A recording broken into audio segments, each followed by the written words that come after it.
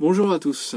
Alors, vous avez bien lu le titre, il n'y a pas d'entourloupe, ce n'est pas une quelconque stratégie qui viserait à vous renvoyer vers une nouvelle chaîne, il n'y a pas de nouvelle chaîne, il n'y en aura pas plus qu'il n'y aura désormais de nouvelles vidéos sur cette chaîne. Bref, soyons clairs très rapidement, puisque c'est ce qu'il faut faire sur YouTube, eh bien, je mets un terme aux vidéos sur cette chaîne, d'accord? Alors, toutes les vidéos présentes en ligne, et je rappelle qu'il y en a près de 300, d'accord, peut-être même un peu plus, je ne regarde pas à longueur de temps, en tout cas bon, dans ces eaux-là, de contenu absolument gratuit, mis en ligne, et ce depuis au moins 2016.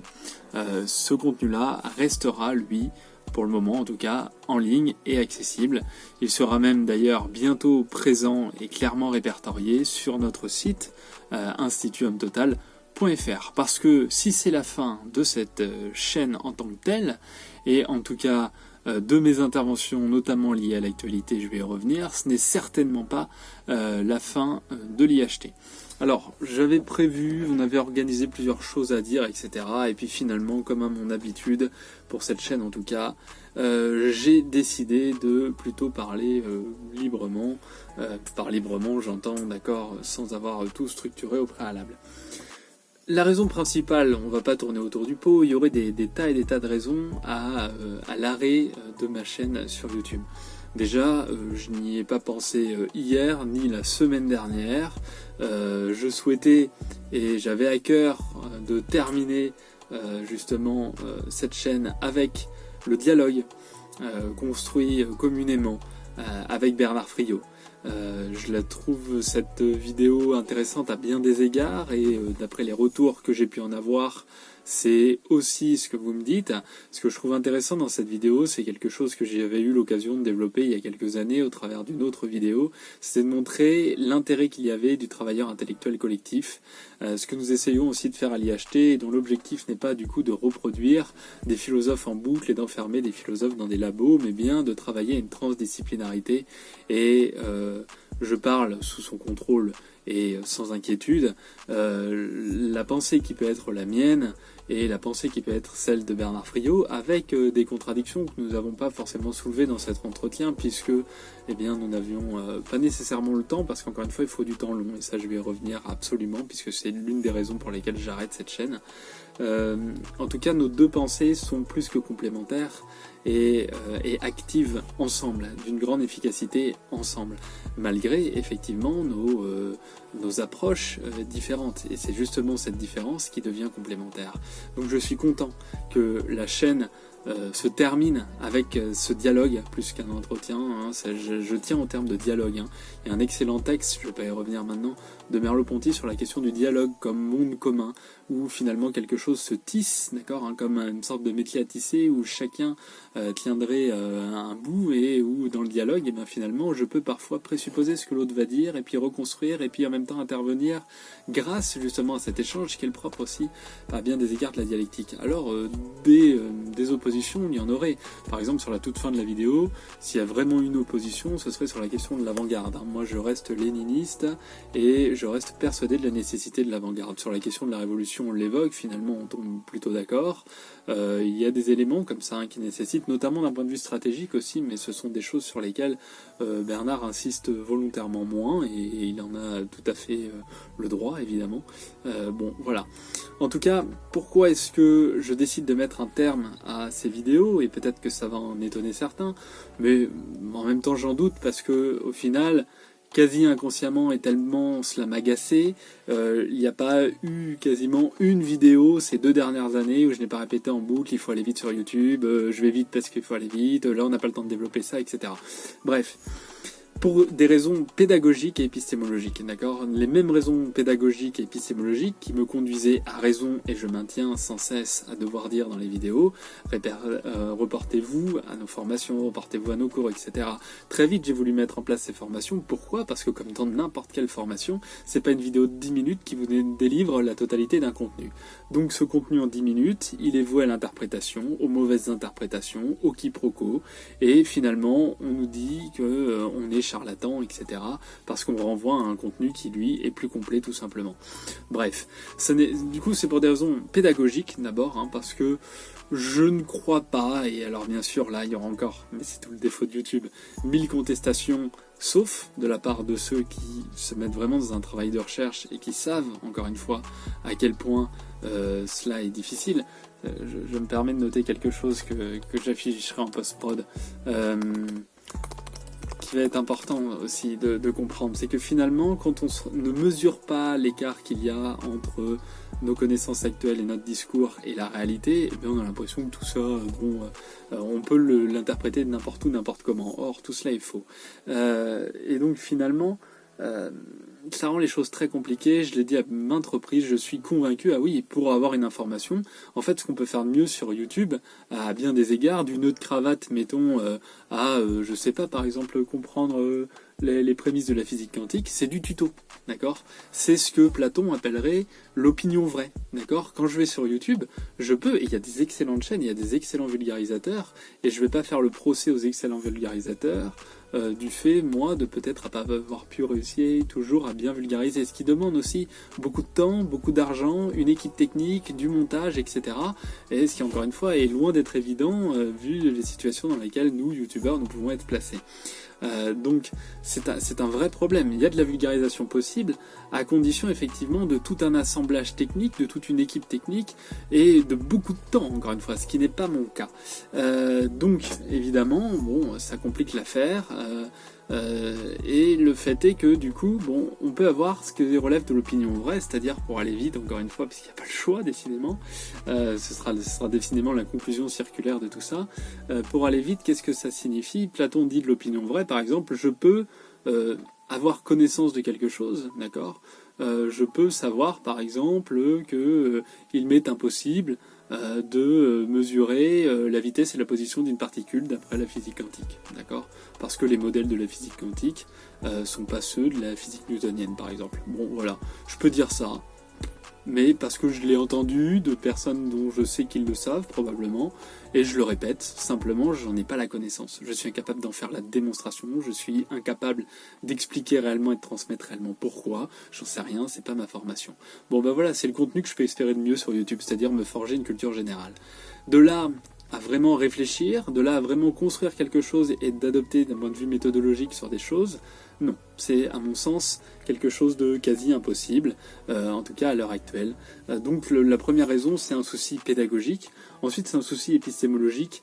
Je suis prêt et je maintiendrai, évidemment. L'arrêt de cette chaîne ne veut pas dire l'arrêt de mes activités, bien au contraire. Même potentiellement, c'est l'éclectisme possible de nouvelles choses avec des frontières et des barrières qui cessent. Donc ne croyez pas que je vais disparaître complètement du paysage auquel je participe, bien au contraire. Et ça, je vais y revenir à la suite de cette vidéo. Mais l'autre raison, c'est une raison épistémologique. Finalement, et avec tout le respect que j'ai pour y compris des camarades et amis qui le sont, mais c'est un autre domaine, je crois que il est difficile d'avoir un respect de l'épistémologie, c'est-à-dire comment on peut connaître et être endossé à la fois une casquette de journaliste où finalement on présente des faits, on les structure. Bref, voilà. Endosser la casquette chercheur, leader, journaliste est à mon sens, comme je le disais à mes camarades de l'IHT avec qui j'ai annoncé la fin de cette chaîne la semaine dernière, n'est à mon sens pas efficace. Je préfère de loin celle effectivement de chercheur, leader de l'organisation qu'est l'IHT, l'organisation de formation, d'éducation populaire, laboratoire de recherche. Ça, je m'y sens tout à fait à ma place.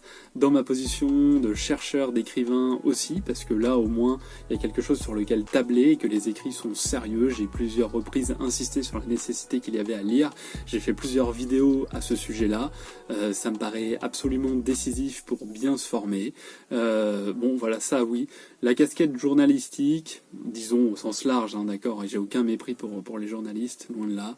En tout cas pour ceux qui font correctement les choses, et il y en a. Malheureusement, ce sont rarement ceux qui, là encore, sont non seulement les mieux payés, mais aussi ceux qui sont les plus entendus. Donc c'est tout le problème.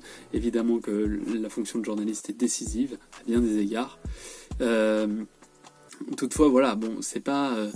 Je pense que cette chaîne a eu un intérêt, vous l'avez montré, vous m'avez plusieurs fois sollicité à ce niveau-là. Le nombre croissant d'adhérents à l'IHT, le nombre croissant d'étudiants surtout à l'IHT. D'ailleurs, je rappelle que jusqu'au 15 avril, toujours, vous pouvez bénéficier d'une promotion sur nos formations. Elle est toujours valable jusqu'au 15 avril minuit. Je vous renvoie aux vidéos sur le coronavirus où j'avais expliqué tout ça en détail si vous voulez en savoir davantage. Bref, donc pour ces raisons-là, et parce que finalement il faut du temps long pour développer, d'accord, là vous voyez, période de confinement, tous les jours, le temps que je ne passe pas avec ma famille, où j'essaie de voir mes enfants, de 7h le matin à 21h parce que je m'y contrains à rentrer le soir pour éviter tout burn-out, je fais essentiellement deux choses: travailler, lire, produire, étudier, militer comme on le peut dans le cadre du confinement, et organiser, structurer, gérer l'IHT, ce qui demande énormément de temps, en plus du coup des cours que je dois aussi prodiguer à distance aux élèves actuellement. Bref, moi je n'ai pas une minute à moi, je n'ai même pas vu les 2 semaines passer à aucun instant, donc voilà, et ça, transmettre tout ça, ça peut pas se faire dans des vidéos de 10 minutes, sans aucune continuité, où tantôt 10 000 ou 5 000 personnes vont regarder la vidéo, tantôt 500 personnes, et où finalement il n'y a pas de continuité, où il faudrait redéfinir sans cesse les concepts. Bref, YouTube est une bouse pédagogique, en ce sens tout simplement que, il faudrait sans cesse tout redéfinir, donc refaire des vidéos de 5 heures, 10 heures, 15 heures, et je n'exagère pas, d'accord, pour ceux qui étudient réellement, vous savez que c'est même un euphémisme que je suis en train d'employer là. Donc s'il n'y a pas cette continuité logique, où finalement on perd beaucoup de monde, on ne sait pas de quoi on parle. Donc on se retrouve avec des gens qui nous contestent, des gens qui se permettent, alors là-dessus je salue l'humilité par exemple de Bernard Friot qui lui-même, en tant que position de chercheur, encore une fois, sait bien où il se situe, et comme moi-même, et moi j'ai toujours été, les gens qui me sont proches le savent très bien, j'ai toujours été dans une position extrêmement humble vis-à-vis de ce que je transmets, de ce que je sais. Je suis loin d'être pédant sur tout ça, et en réalité ça c'est simplement l'effet miroir de ceux qui justement pensent déjà tout connaître. Et quand dans l'entretien Bernard me laisse justement la parole sur certaines choses, comme je lui la laisserai toujours sur d'autres, parce qu'on sait bien des choses qu'on maîtrise et des choses qu'on ne maîtrise pas, c'est important par rapport au Gugus qui a lu le manifeste hier au soir et qui vient nous expliquer que j'ai tort. Enfin, c'est fatigant en fait, c'est très très fatigant, c'est épuisant, c'est à longueur de temps. On avait un temps de désactiver les commentaires aussi parce que les menaces, les attaques sont permanentes. Alors ça, j'y suis habitué, j'y ferai face, je continuerai à y faire face, et de toute façon, tant qu'il y aura une forme de personnalité publique que j'incarnerai, je sais que ce sera le prix à payer. Mais toutefois aussi, la problématique de tout ça, c'est que des gens balancent des choses, des conneries à d'autres personnes qui ne sont pas formées, qui croient ces bêtises, et finalement il faut des heures pour les contrecarrer. Vous savez, c'était l'excellente phrase de Franck Lepage qui disait à raison que le problème des slogans d'extrême droite, c'est que ça va très vite, on le récupère très rapidement, et puis il faut de longues démonstrations pour démontrer la bêtise que ça représente. Bon, et comme on ne nous laisse pas le temps de cette démonstration, on comprend aussi l'essor de l'extrême droite sur YouTube. J'ai d'ailleurs eu toutes ces années, et depuis au moins les vidéos de la franchise qui datent de 2013-2014, où j'avais fait des entretiens avec Bernard Friot, Dominique Pagani, Georges Gasto, et je suis heureux de ne pas être pour rien d'ailleurs dans l'essor qu'ils ont pu avoir par la suite sur Internet pour certains.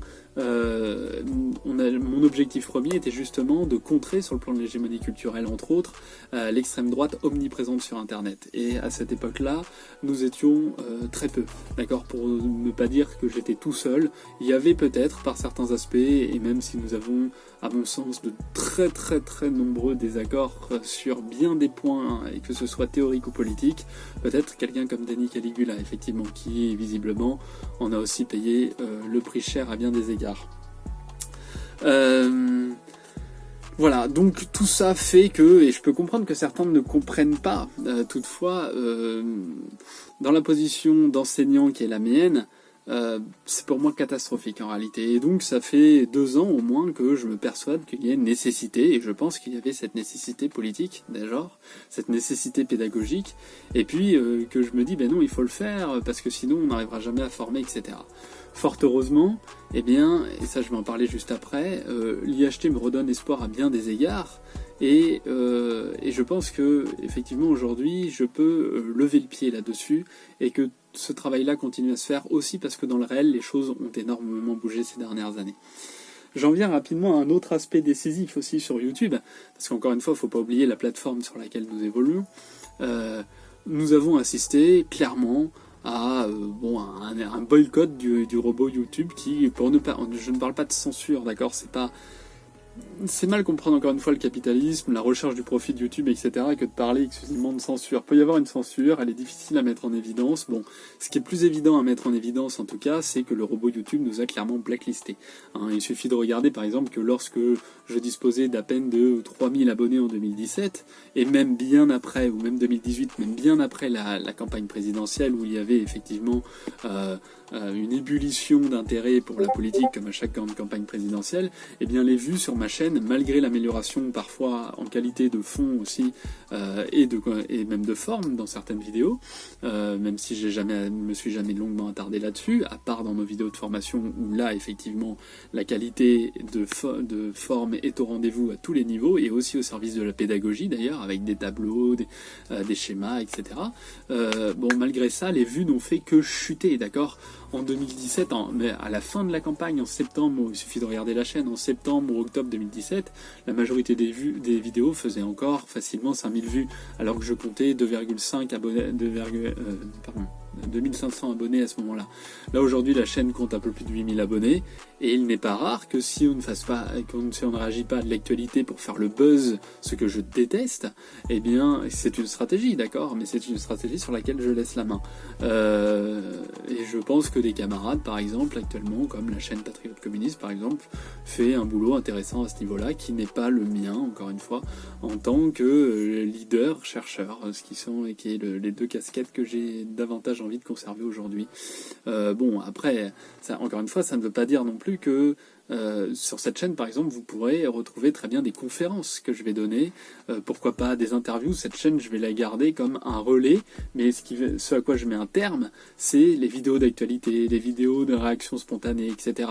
Je m'en servirai simplement d'outils de stockage, d'accord, de stockage d'intervention, et aussi pour avoir trimestriellement et non mensuellement, eh bien, des extraits de nos cours et formations. Voilà à quoi cela va se réduire. Donc vous pouvez rester abonné à la chaîne, parce que là, vous voyez, par exemple, le confinement a dû faire en sorte que j'annule 2 conférences, dont une avec Bernard Friot, une autre au Café Marxiste. Bon, ces 2 conférences auraient évidemment été mises en ligne sur cette chaîne. Bon, ça on continuera à le faire, donc selon les occasions, voilà, vous aurez toujours ce contenu-là sur la chaîne, donc vous pouvez y rester abonné si vous l'êtes. Et puis surtout, profitez de toutes les vidéos que vous n'avez pas vues et qui sont présentes sur cette chaîne. Mais bref, pour revenir sur la blacklist YouTube, les vues n'ont fait que tomber, sombrer, jusqu'à parfois avoir des vidéos qui peinaient à atteindre finalement les 500 vues.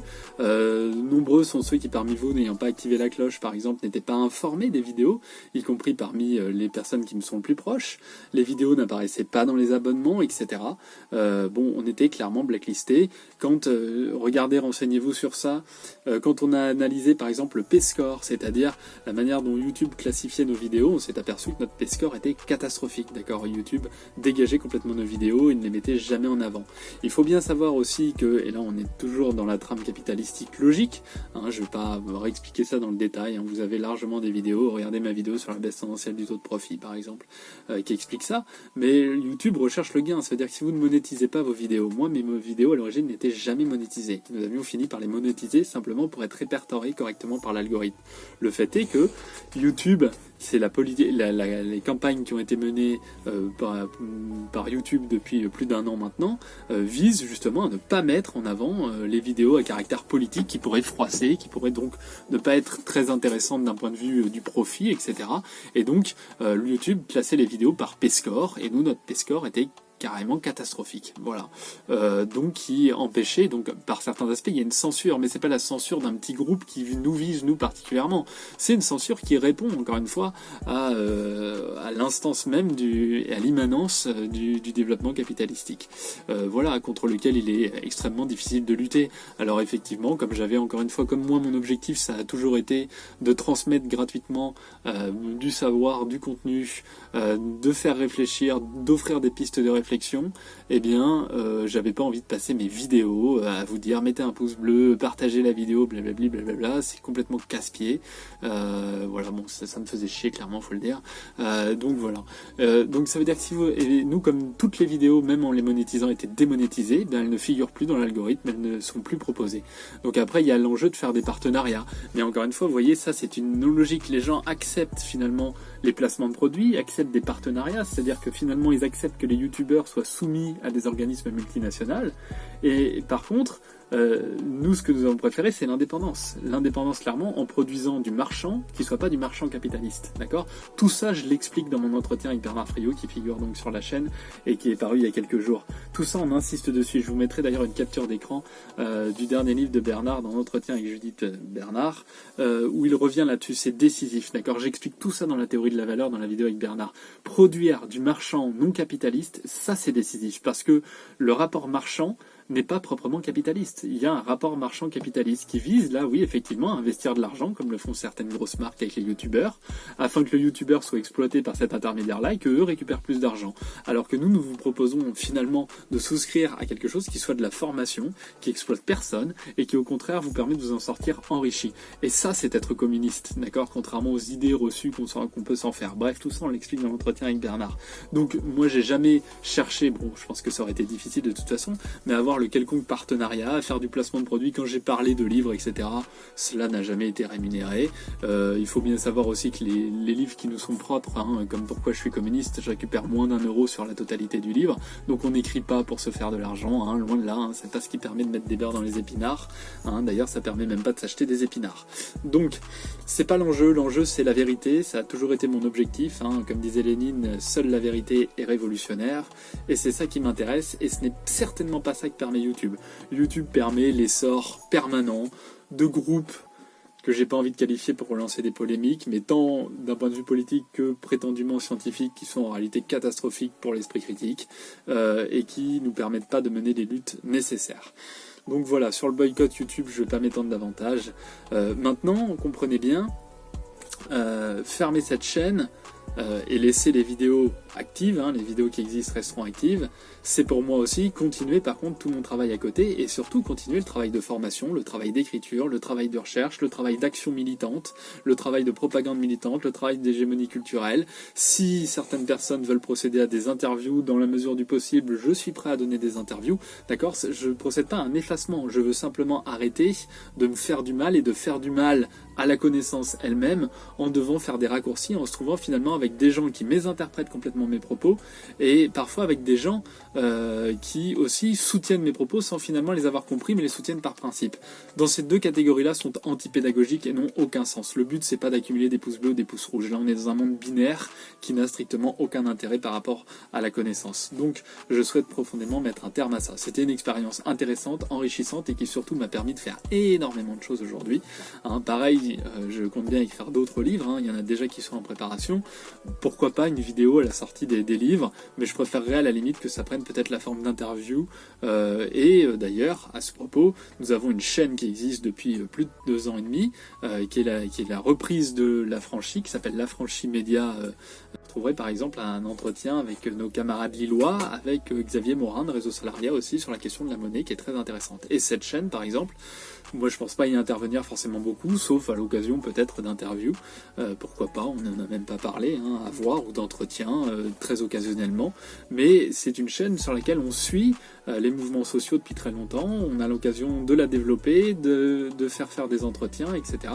Donc vous pouvez vous y abonner. Nous avons différentes sections locales, dont les plus importantes sont la section parisienne, toulousaine, lilloise, aussi lyonnaise, et puis dans le PACA, c'est là que, si j'en oublie pas, j'espère, excusez-moi sinon, c'est là que nos sections locales à l'IHT sont les plus importantes. Il y a des rencontres qui se font régulièrement. En rejoignant l'IHT à 5 € par an seulement, et vous pouvez partir quand vous voulez, ça vous plaît pas, vous pouvez avoir accès à nos manuels de formation complètement gratuitement, à des bibliographies de progression et surtout à de nombreux ateliers, des ateliers de lecture commune du manifeste qui vont commencer, par exemple, des débats d'actualité en interne sur notre Discord, et il y a une vraie vie au sein de l'association, tant virtuellement au travers du Discord notamment, que localement. Et donc je vous invite vraiment à nous rejoindre, parce que pour nous ce n'est que le début, le combat n'est certainement pas fini. Au contraire, d'accord, pour ceux qui maîtrisent un peu le vocabulaire, j'ai envie de dire que la fermeture de cette chaîne est en réalité un saut qualitatif dans le militantisme et dans l'engagement qu'il note dans le combat sur l'hégémonie culturelle. Donc voilà, je serai amené à réapparaître. En tout cas, je mets un terme définitif aux commentaires d'actualité et aux vidéos dans lesquelles il faut se presser, dans lesquelles il est impossible de détailler quoi que ce soit. Alors je sais que certains vont être en désaccord, certains vont être déçus, etc. Mais encore une fois, c'est toujours la même chose. Encore une fois, c'est une décision mûrement réfléchie. En fait, elle est réfléchie depuis plus de 2 ans. Simplement, je me contraignais à le faire dans l'intérêt, je pensais en tout cas, de la cause commune qui est la nôtre. Voilà, donc je ne souhaite pas m'effacer, au contraire, mais je souhaite arrêter un type de contenu sur une certaine plateforme qui sont anti-pédagogiques, anti-révolutionnaires et qui conduisent en fait à l'inverse de ce qui est escompté. Mais cela ne veut pas dire que nous n'avons pas d'autres stratégies pour nous développer et qu'au contraire, nous allons continuer à nous développer de la même manière que je vais continuer à construire un savoir théorique, révolutionnaire et de le transmettre le plus possible aux masses, parce que ça, c'est ce à quoi je me destine et c'est ce à quoi je pense le matin en me réveillant et le soir en me couchant.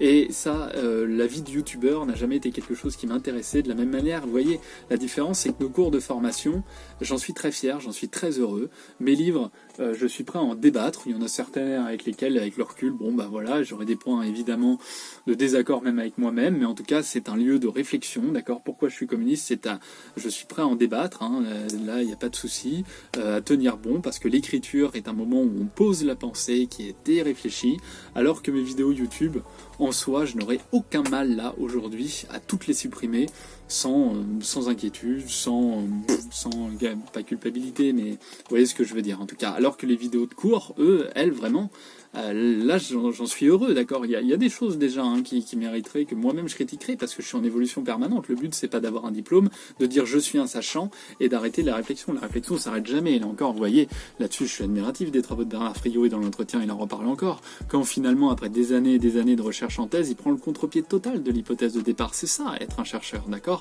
Mais en tout cas, c'est transmettre au moins les moyens d'émancipation pour les masses. Et ça, nous y travaillons. Ça fait des années que nous y travaillons et que j'y travaille, coûte que coûte. Et même si parfois, ça en coûte un certain prix, d'accord. Et dans cette vie-là, j'y engage la totalité de ma famille, ma famille proche, qui du coup doit vivre avec ces conditions-là qui sont particulières et qui demandent de s'investir à 100% au quotidien, sans jour de repos, sans vacances parfois, parce que nos formations, nous les tournons dans la totalité de mes vacances. Donc c'est un temps absolument consacré. Quand après on nous parle de businessman, etc., bon, ça je passe, je vous renvoie à l'article sur pourquoi vendons-nous des formations.